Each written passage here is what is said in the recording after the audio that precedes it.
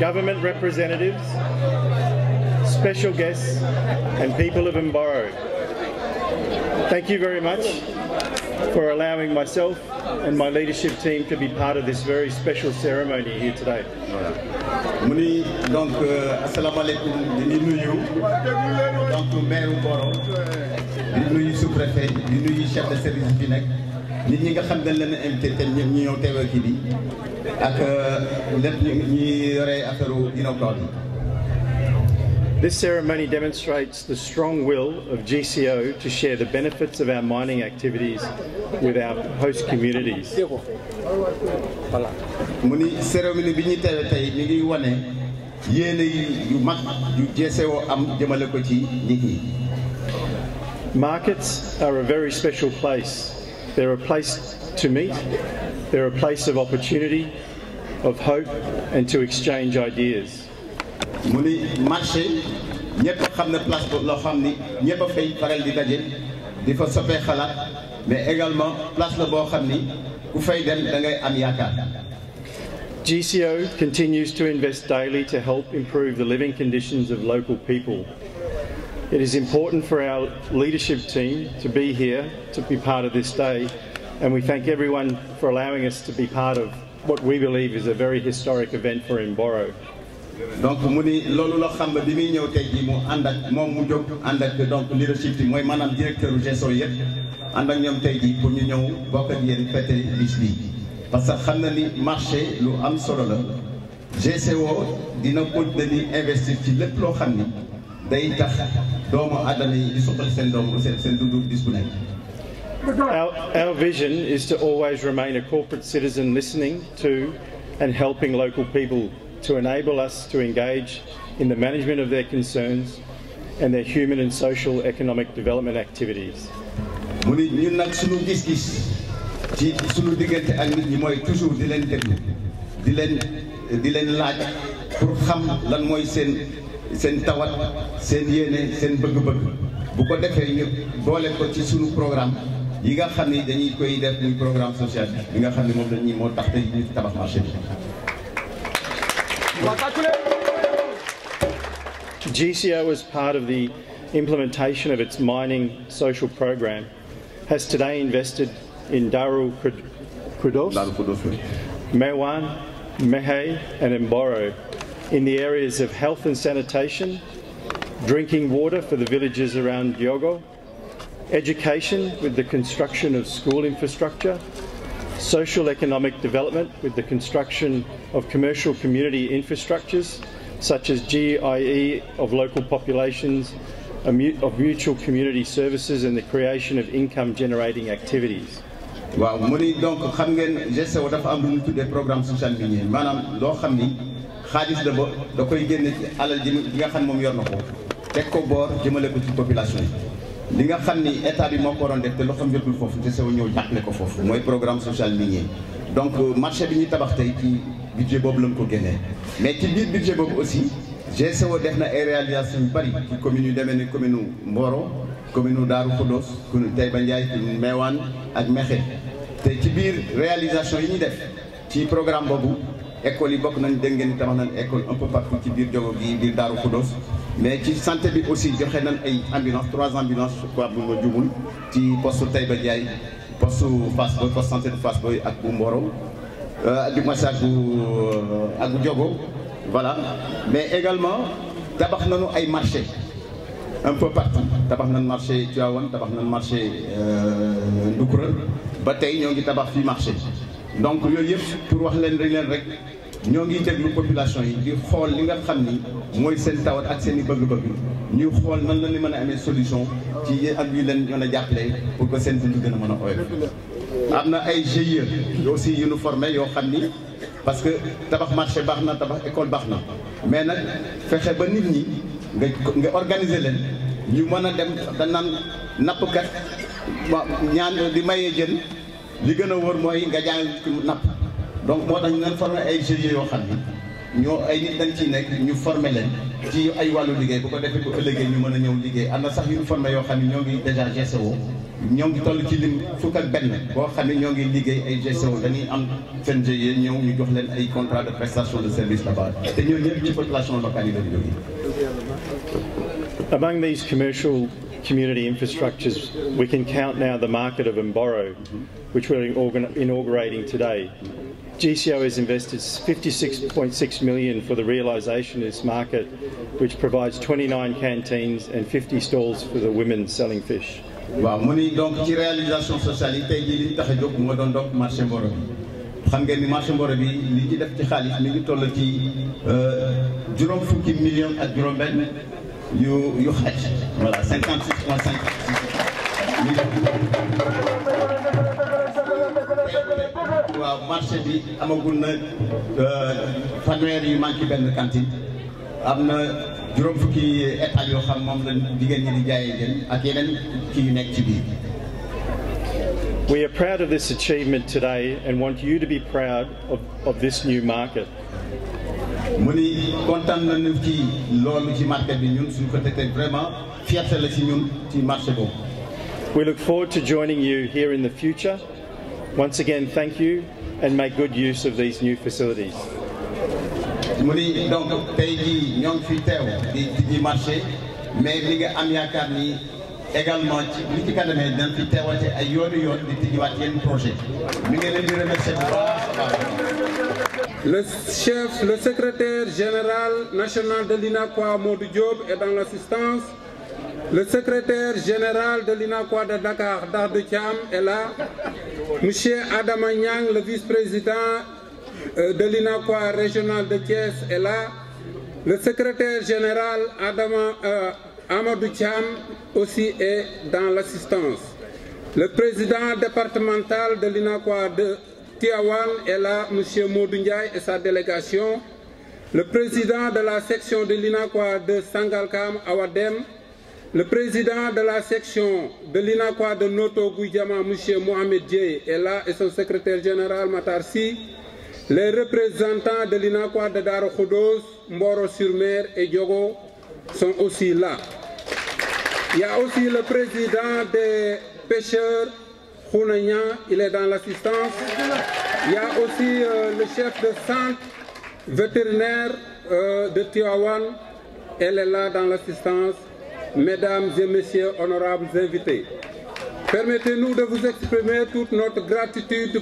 d'être parmi nous pour l'ouverture de ce joyau.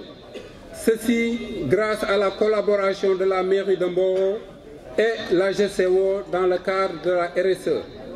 Les entreprises doivent être les moteurs de développement économique et social des collectivités locales. La GCO a bien compris cela. Le cadre de cette œuvre en est une illustration. La responsabilité sociétale des entreprises est une compensation en quelque sorte des impacts négatifs des différentes activités menées par les entreprises. Nous ne pouvons pas dire objectivement qu'il n'y en a pas, mais les impacts négatifs avec la GCO sont minimes. Parce que la dite société a instauré un plan de gestion environnementale et sociale très rigoureux en son sein et en tant qu'environnementaliste et technicien en développement local, je peux en témoigner. Ce marché que nous sommes en train d'inaugurer n'est pas une première dans vos œuvres sociales, car vous avez eu à entretenir dans le domaine de l'éducation en construisant des salles de classe bien équipées et aussi dans le domaine de la santé avec des postes de santé dotés d'ambulances médicalisées, bref pour ne citer que cela. Donc chers commerçants, hommes et femmes, chers membres de l'INACOA, les tailleurs, dans la section de Mboro, nous devons remercier le maire de Mboro pour son expérience, M. Moussa Ndiaye, et sa clairvoyance. Nous remercions aussi la GCO pour ses œuvres sociales qu'il mène les collectivités locales dans la voie de l'émergence. Je ne finirai pas sans envoyer un petit message en anglais pour nos invités de la GCO. Dear and sous-préfet,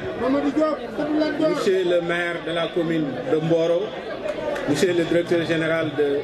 CCO, chers notables, chers responsables de l'INACOA. Bokki Mboro ñu ngi leen di nuyu ci turu l'Union nationale des commerçants industriels du Sénégal te monsieur Idi Thiam jiite ko di wax rek ni bi ñuy ñëw ñu ngi ànd ak délégation bu takku mais comme temps bi dafa xat jërul ñu ciy ñëwaat parce que le président Malick Mbaye ñëw na ci bi ñu ñëwee aussi fekk nañ fi responsable INACOA yi nekk ci région Thiès yëpp te le président régional yabal son vice-président Adama Niang mu jiite ko ànd ak son secrétaire général fekk nañ fi également le président départemental de Tivaouane Mamadou Ndiaye fekk fi aussi le président communal de Noto mu mel ni rek lii dafay wane ni rapport yi nga xam ni dafa war a am en dehors du relation privée publique mu nekk ñun privé comme INACOA ak ñeneen ñu mel ni moom ak état dafa war a am ci des privés comme société yu mel ni CGO pour ne citer que rek di wax ni aussi avant may jàll di remercier di féliciter le président Malick Mbaye parce que c'est grâce à Malick Mbaye que INACOA am tey représentativité fii ci Mboro donte région de Thiès moo nekk région fer de lance ci INACOA jàppoo parce que yéen ñëpp xam ngeen ni à part la grande foire de Dakar deuxième foire le plus important bi nga xam ne dañ koy organiser fii ci Sénégal fekkoor la di foire régionale de Thiès dolli ci le plus grand gala de Malaw d'or bi nga xam ne dañ koy organiser fii ci au niveau de Thiès et qui verra la participation de plusieurs sociétés de plusieurs partenaires nationaux et internationaux di wax rek ni Malick góorgóorlu nga ba agsi fii ñun ñoo ci des en tant que kilifa ak en tant que ndaw dinañ ko àggee le bureau national et le bureau exécutif de l'INACOA ba lépp loo xam ni INACOA yëkkateeti ndi ko commune Mboro gis ci boppam bokk na ci lu mel ni li ngeen di def nii muy inauguré marché bu yàggul avec la suite des incendies de Pàcc Lambaye ak yeneen lakk yu xewoon Diourbel ak Kaolack président de la République jël na dogal nee na dina réfectionner marché yi nga xam ne nekk nañ ci Sénégal yëpp nga xam ne yàgg nañ yàggaay boo xam ni pour ñu répondre ci ay normes mais ñun yemuñu foofu am nañ ay accords de partenariat avec des compagnies d'assurance dinañ leen déployer yóbbu leen ci communes yi ak ci département yi mbooleem fu marché nekk ñu assurer ko ba bu borom amatee ndog-ndog kooku man ko rembourser. bokk na ci aussi ay missions yu ñuy organiser à l'étranger pour faire la promotion de nos produits moo xam soble la moo xam ceeb la moo xam pomme de terre wala beneen produit ñi ngi koy def bu yàggul rek heure bi daaw ànd naa fi ak une délégation de 105 personnes au niveau de Chine ca sud ba côté Mbimbo Shanghai Nanton bokkoon na ci délégation bi 4 personnes yoo xam ne yaakaaroon naa jóge na Mboro Massayer laa ci jàpp ak ñeneen ñoo xam ne demoon nañ loolu aussi dinañ ci taxaw ba jéem leen promouvoir encadrer leen ñuy sant aussi les autorités locales parce que relation bi bu fekkee dafa am ci kaw rek avec le gouvernement ma cité ci la commercialisation du riz du Valais bi nga xam ne tey lépp lu ñuy bay ci ceeb INACOA moo jël engagement jaay ko tey li ñu doon bay ci 10 ans yi ci ginnaaw double nañ ko démb ci ku déglu déclaration politique générale bu premier ministre xam nga ni loolu am na bokk na ci aussi zone bi ngeen nekk INACOA trouvé na ay accord ak état bay promouvoir les 2 produits yi nga xam ni ëpp na ci lu ñuy bay fii mu nekk pomme de terre ak soble ba benn anam ci année bi dañuy suspendre importation bi bokk na ci aussi relation yu ñu am ak Emirates ñi nga xam ne dañuy voyager di dem à l'étranger ñu mën leen di leen wàññil seen billet am ay accord de partenariat ak ambassade de France ñi nga xam ne opérateur économique la ñuy sûr bu ñu leen identifier bu ñu dikkee nañ leen accompagner monter leen seen dossier ban mën a dem fu ñu bëgg a dem ci Asie wala ci Europe installer fa aussi ay bureau ñoo xam ne dinañ leen accueillir accompagner leen am autant de partenariats yoo xam ni Mboro war na ci bénéficier wu comme ni ci yeneen communes yi di bénéficier wu parce que gis nañ ni Malick jàmbaar la te mi ngi percer marché bi di gërëm autorités locales yi parce que c'est grâce à eux que lii am bu fekkee ne amuñu ouverture en commençant par monsieur le maire en commençant par monsieur le sous-préfet lii taxaw du taxaw jàmm ju ñu am ak ngóora gu ñu am pour gis ndam ak ndamul askan wi moom moo tax lii agsi fii dolli ci ñi nga xam ni c'est des étrangers jógee ci àll bi ñëw bëgg a investir Sénégal gis ni investir li ci gën mooy nga investir ci social mu àgg ci ku nekk ñu taxaw ci di ko def loolu aussi dañ koy saluer di leen tendre la main le directeur général de CCO pour que relation bi gën a aller plus loin avec le bureau national de l'INACOA ñu xool nan la ñuy def parce que tey on a pas mal de relations avec des partenaires privés, la chambre de commerce de Washington, NCA Assurance qui est une très grande compagnie, la compagnie aérienne Emirates, Relax Voyage, Sewa Bank, etc. Donc pourquoi pas MCGO? Je vous remercie. Monsieur le préfet de Mewan, monsieur le directeur général de la grande côte opération, MCO, monsieur le chef de service, monsieur le président de l'UNACOA, monsieur les représentants des partis politiques, monsieur les représentants des mareyeurs, pêcheurs et tailleurs, monsieur les imams, délégués de quartier, chefs religieux, chers collaborateurs du conseil municipal, chers communicateurs traditionnels, chers invités, chères braves femmes. nga jégalu tuuti ma am lu ma ci dugal ndax mënuma wax fii te fàttaliwuma ay jàmbaar loo xam ne liggéey bi ñu def ñoo ko xàll seeni trace la ñu jaar ki ci jëkk li nga xam ne mooy sama maître ma toppoon ci ginnaawam mooy El Hadj Nag si yàlla yàpp na Njaay yàlla na ko yàlla yërëm quartier bii ñu nekk ku am Mboro tuuti ay at yàgg fi tuuti waroo fee mën a taxaw te delloo njukkal El Hadj Ngalgou Ndiaye delloo njukkal El Hadj Gora Diop delloo njukkal ndem si yàlla Mor Diop delloo njukkal Serigne Malick Diaw delloo njukkal El Hadj Màkk Jité delloo njukkal Serigne Baye Demba Tall delloo njukkal Ibrahima Ndiaye Ndiaye delloo njukkal Ibrahima Mbaye delloo njukkal Imam Gora Kane delloo njukkal Madické Ndiaye delloo njukkal Saliou Mbaye delloo njukkal Souleymane Mbaye ak ñeneen ak ñeneen buñ leen fàtte ndax yoon ñuy jaar ñoom ñoo ko xàll xëy na ñeneen la woon bañu seeni jamono ñeneen la tolloo woon ñu def ko xàll kon ñell woowu moo nekk xàll léegi ñu ngi leen di ñaanal yàlla. Donc c'est à la fois pour moi et au nom des populations de la zone de Mboro. Quand je dis zone de Mboro, c'est Mboro, commune de Mboro et commune de Darou Khoudoss. Un honneur et un privilège de prendre la parole à l'occasion de cet événement important qui magnifie le partenariat fructueux entre la GSO, Grande Côte Opération, et la commune. Mesdames et messieurs, cet ouvrage que nous nous apprêtons à réceptionner sera sans nul doute le centre de gravité des activités commerciales de la zone de Niayes. Monsieur le directeur général, grâce à votre appui, nous avons ensemble dissipé les soucis des populations et des autorités. En effet, le hangar qui abritait le marché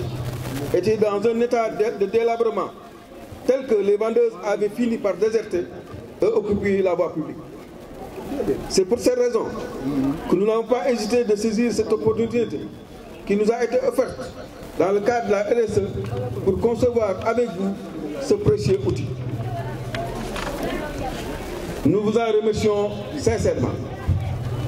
Nous réitérons également nos remerciements à l'endroit de monsieur le sous-préfet de Mewan et son équipe pour les efforts soutenus déployés dans l'accomplissement de notre mission régalienne d'organisation et de coordination des programmes de développement économique et social de la zone. Nous ne pouvons également occulter la participation responsable des bénéficiaires réunis autour de l'UNACOA, de l'association des tailleurs, des femmes mareyeurs et des vendeuses de légumes. Nous nous réjouissons également du soutien et de l'esprit de compréhension des populations de Mboro Escale. Monsieur le délégué de quartier Moudou, nous vous remercions et à travers vous toute la population qui gravite autour du marché. À ce sujet, les efforts remarquables ont été fournis par le délégué de quartier, Mamadou Kane, qui était omniprésent sur le site pour sensibiliser les riverains. Nous remercions Dieu et prions que cet ouvrage soit une source tarissable, intarissable de promotion économique et sociale de Mboro, Darou Khoudoss et du Sénégal. Nous vous remercions. Ñi ma tudd seen tur fi yëpp ak ñi ma tuddul di sant Yàlla bu baax ci bis bi ñu dajale fii ba sunu mbooloo yëpp sunu mbokk yëpp daje muy daje jàmm boo xam ne ni ñu ngi ci sant GCO di ci sant monsieur le sous-préfet di ci sant képp koo xam ne jàpp nga ci ba yàlla dogal marché bi àgg. marché bi dafa nekkoon yitte bu tar ndax man suñu école conseil municipal ni ñuy doxale ku ko comprendre mën nga jàpp ni dañ laa fàtte mais ñun toujours li ñuy jiital mooy intérêt mbooloo mi d'abord ñu door ci dugal intérêt quartier ñu door ci dugal intérêt doomu aadama lépp lu Mboro bokk yi xëy waa Mboro yëpp mën nañu ko bokk ci liñ jëkk su loolu sottee ñu dugg ci quartier yi su loolu sottee ñu dugg ci intérêt doomu aadama yi benn par benn loolu lañ jàpp ni mooy développement ndax marché bi tey fii nag bi képp koo xam ni ñëwoon nga fi li jiitu lii xam nga ni marché bi nekk waxatu woon marché sax waaye dafa ne woon danger public seng bu xamaat nga xam ni yàlla li ñu mën a musal def na ba li wër marché bi yëpp ay bâtiment la ak ci ëpp ay étage ngelaw amuloon fu mu jaar waaye su ngelaw amoon fu mu jaar ba tey musiba am na ndax naawal na ngelaw li ba daanal mbaar mi ba daanal ci tey doomu aadama yàlla dimbaluñu ñu ànd ko bokkoo conseil municipal bi ànd ko commerçant yi ma profité ci pour gërëm Malick Mbaye ñi mu àndal délégué de marché yi taxawaay bi ñu am ba ñu bokk ci xalaat jigéen ñi nga xam ne fan la nekkoon ñu déplacé leen ñoom ñëpp ak ñi nga xam ne ñoo wër marché bi kenn ku ne xam ne mbir mi du mbiru Moussa Ndiaye sa mbir la ñu jàpp ci ba li am Mboro mosul am fenn toxal ay nit te déggoo kenn wax déggoo werante déggoo coow déggoo benn xeex kon loolu mooy wane ni nitu Mboro xam nañu ràññee xam nañu te ràññee nañu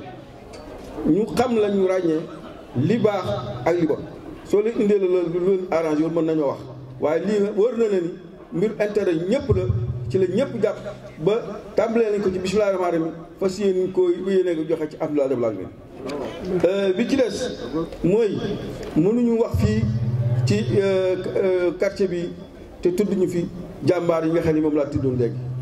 jàmbaar ji jiitu dëkk quartier Kër Abour muy sama sëriñ mooy sama mag nga xam ne moom laa àndaloon ba fii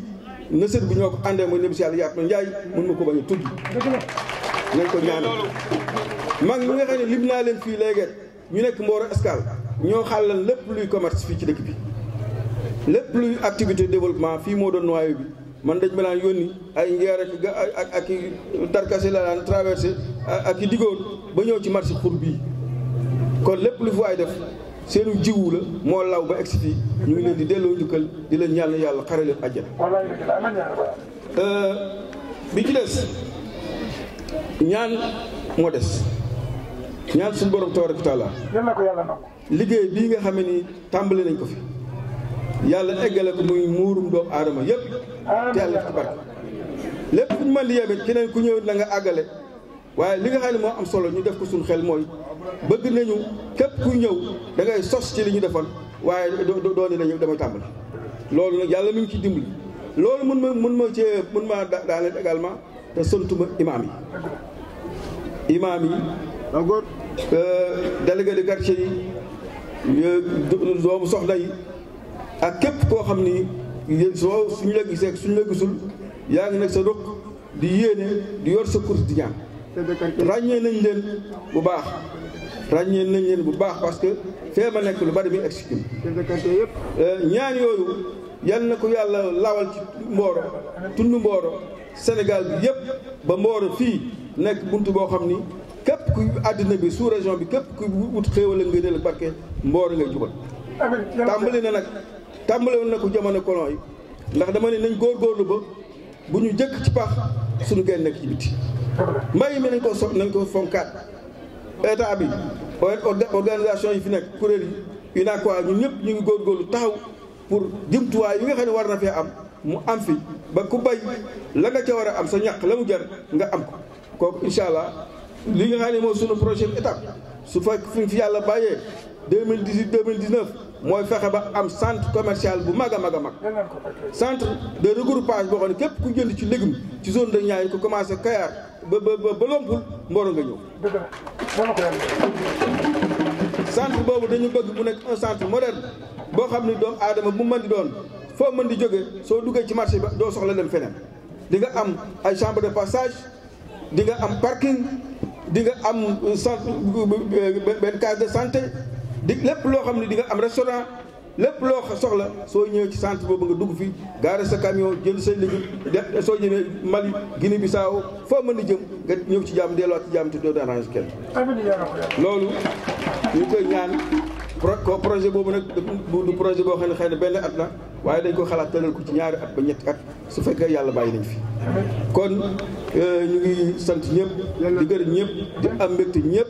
di xam ne lii wane ngeen waa Mboro ne mbir mi seen mbir la te incha allah kanam la jëm parce que waxtaan nañ ak kilifa GCO li mu leen wax fii dig na ma ko ci bureau ba avant mu ñëw loxoom du yow fii su neexee suñu Mboro na àndaat ak ñun jërëjëf. Le maire de la ville de Mboro, monsieur le directeur général de la compagnie Grande Côte Opération, monsieur les délégués quartier, chers conseillers municipaux, monsieur les chefs de services départementaux et locaux de Tivaouane et de Méouane, monsieur le secrétaire général national de l'UNACOIS, chers commerçants, chers invités, la cérémonie qui nous réunit aujourd'hui à Mboro marque la réception et l'inauguration du hangar commercial réalisé par GCO dans le cadre de son programme social minier appelé communément responsabilité sociétale d'entreprise. Et cet élan de générosité a été réalisé de manière inclusive en rapport avec les autorités locales, les maires des 4 communes et l'administration. Donc nous avons développé un partenariat inclusif pour permettre à la GCO de réaliser des infrastructures, bien des actions qui vont impacter positivement aux conditions de vie et de travail des populations de la localité. Et cela, je voulais aujourd'hui magnifier ce partenariat et encourager l'usine, la GCO, à développer cette initiative pour qu'on puisse vraiment améliorer les conditions de vie des populations. Et je voulais ici féliciter le maire de la ville de Mboro, M. Moussa Ndiaye, qui a eu l'idée ingénieuse de proposer la réhabilitation de ce hangar. Parce que l'idée est partie de demander aux collectivités locales, aux élus, aux maires, d'identifier le projet prioritaire. Parce que c'est cela qui pourra impacter sur la vie des populations. Et le maire, avec son conseil municipal, a eu l'idée de proposer de la réhabilitation de ce hangar, ce que la GCO a accepté, et je voulais vraiment le féliciter. Féliciter et remercier la Grande Côte Opération d'avoir pris toutes les dispositions pour que ce projet arrive à son terme. Et demander à l'avenir qu'on puisse continuer dans ce partenariat gagnant-gagnant. Parce que la responsabilité d'entreprise doit investir d'autres secteurs, le secteur de l'éducation, de la santé, entre autres, pour vraiment permettre aux communes qui sont impactées de développer des activités lucratives, des activités génératives de revenus et aussi de protéger la vie des populations de Mboro. Et souhaiter qu'on puisse continuer ce partenariat pour qu'on puisse vraiment aider les populations à vivre mieux, à travailler mieux pour le lendemain meilleur. Parce que Mboro a beaucoup de potentialité et nous pouvons faire beaucoup de choses si nous continuons ce partenariat inclusif. Et je formule des prières avec les imams pour que l'usine puisse travailler dans de bonnes conditions et faire des résultats pour qu'on puisse continuer à développer des actions en direction des populations impactées. En wolof di wax ne rek cérémonie bi ñuy boole tey dañu ñëwoon pour ak yéen inaugurer marché bi ñuy tabax ci Mboro bi nga xam ne dañ ko liggéey ak usine bi ñuy wax GCO bi nekk Jogo te ñu nekkoon ci liggéey boo xam ne dañ ko seet ak mairie yi mairie Mboro mairie Taïba Ndiaye mairie Mewane mairie Darou Khoudoss ñu ne nag liggéey balaa moo baax balaa nga defal nit dara laaj ko moom lu ma bëgg moo taxoon ñu ne li gën a rafet li gën a jekk mooy ñu laaj askan bi te askan bi ci ñu ko fi toogal mooy maire mooy conseil municipal ne leen lan moo leen gën a soxal lan ngeen gën a bëgg maire bu nekk dem ci conseil municipal am dem ci mairie waxtaan ak njabootam ba ne ñun de lii lañ tànn ñee lii lañ tànn ñee la lañ tànn Mboro nag à travers Moussa Ndiaye mu ne ñun bu ñu bëggee laal ñëpp bu ñu bëggee defal loo xam ne ñëpp nañ ci gis seen bopp nañu defal hangar la nañu defal marché bi loo xam ne ñëpp dañ ci mën a gis seen bopp loolu nag mu nekk lu am solo